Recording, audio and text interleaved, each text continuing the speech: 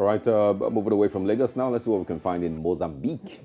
Mozambique has declared an outbreak of wild polio after a young child was diagnosed with the disease in the country's northeastern Tete province, making it its first case in 30 years. According to the World Health Organization (WHO), doctors detected the case when the child began experiencing the onset of paralysis in late March. Recall that neighboring Malawi reported a similar case in February this year. The country's health ministry says it is planning a vaccination drive aimed at reaching children who are either not immunized or partially protected to boost their immunity. Wild polio remains endemic in only 2 countries in the world, and that are Afghanistan and Pakistan, while the sequencing done on the sample collected in Mozambique shows that the strain is similar to the one circulating in Pakistan. For a long time, of course, we've continued to have, back and forth with regards, polio. Nigeria sometime last year celebrated ending polio, the existence of poliovirus in the country. And this, is a result of many, many, many years of work and a result of many, many, many years of investment, in the health sector, non-governmental organizations, international NGOs also stepping in to help fight polio in Nigeria. But of course, now we're talking about wild polio in Mozambique. Yes. It's so much work that still needs to be done to lift Africa away from these conversations completely. Very true. Now, recently, Mozambique carried out a massive immunization of some sorts against wild polio. And what we saw was that they had about 4.2 million children vaccinated. And we see that in Nigeria as well. If we bring that back here in Nigeria, we see that they go from school to school. Your children go to school, they come back and they have this ink on their thumb. They say, oh, we've been vaccinated. Unfortunately, polio does not have a cure yet. What it does have is a preventive measure, which is the immunization. We look forward to the day when we can say that, polio is completely eradicated from our continent. It usually affects children under the age of 5 and sometimes leading to irreversible paralysis.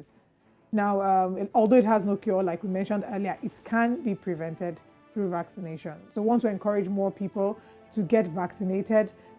Schools, we see it happening in schools, and we hope for the best in Mozambique and the rest of Africa.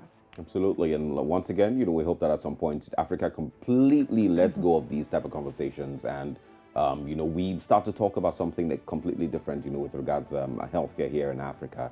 But best of luck to Mozambique, and would of course bring you updates on that story as time passes.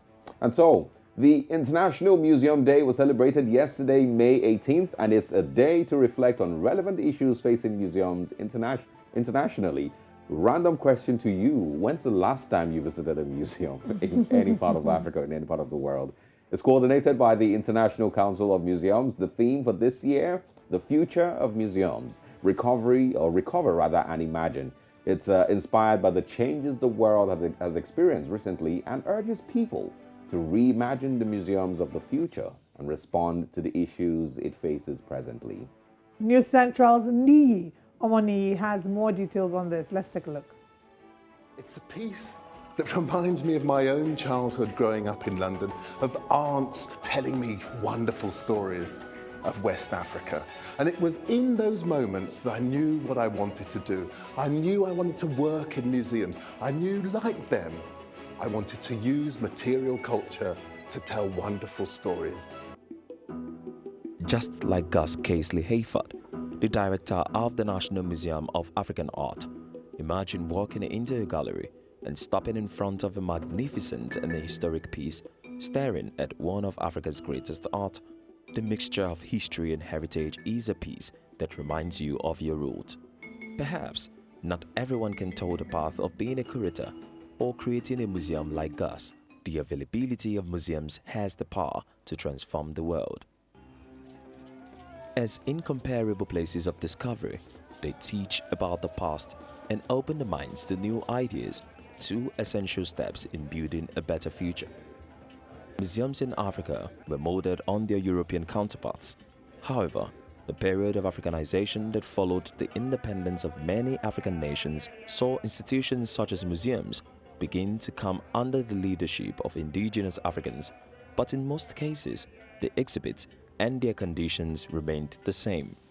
In Africa, I think the challenge we have is that we have not taken time to document and to bring an understanding of how important some of these either items are important in our past or in the future.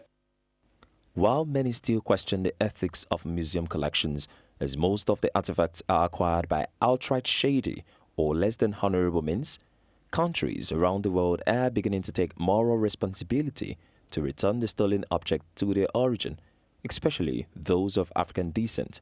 It's actually the museums themselves in the African continent that know what they need best and what they need to do to kind of transform themselves to become relevant institutions.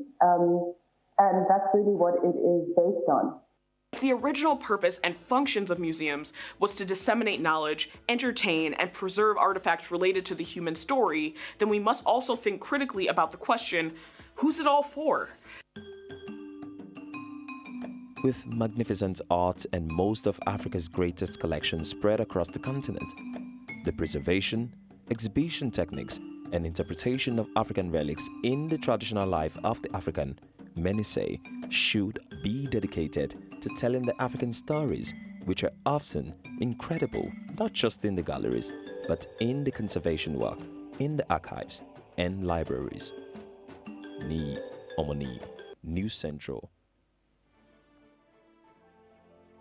And of course, Ni Omoni there, of course, with that very, very interesting report. And it makes you actually question the last time you visited a museum. I'm going to ask, definitely going to ask Why you. would you ask me? You start the question. I Answer. I would confess I haven't been to a museum in forever. Well, maybe since I was a kid. I visit the museum every day. I'm serious. What museum do you visit every day? On Museum of social media, the drama that happens on social media, the politics space, experience space, and people are dragging all their past relationships. That's not what I mean. They should be watched. Some of them should be kept in the museum. So I can be watching them and thinking, how does your mind work, really? That's not what I mean. Of course. No, the actual museum. I've never been to one, unfortunately. The closest to a museum that I think that I may have walked past by is one in Abuja that is some form of it. Oh, in Abeokuta, yes, I visited the Olusegun Obasanjo OOPL, Presidential Library. And it has a museum that has relics of President Obasanjo's time in office, the things that he used, he up to his first vehicle, Yes. each vehicle, each helicopter, what he talked about. So yes, I visited Well, that's OOPL. really nice. Yes, I visited that last, I think in April. Yes, Well, and it was such an eye-opening experience. So, yeah. I mean, there's a lot of things that we grew up, and loved doing. The world is very, very different now, and I don't really know what, the young people today would really enjoy with regards to history and, being able to have that feeling. Because you can read about these things. You can go online and go on Wikipedia and read about some of all these things that you've mentioned, but it's a different feel if you walk into a place and it has all these relics. It has, things from, from the 80s and from the 60s and from the 50s.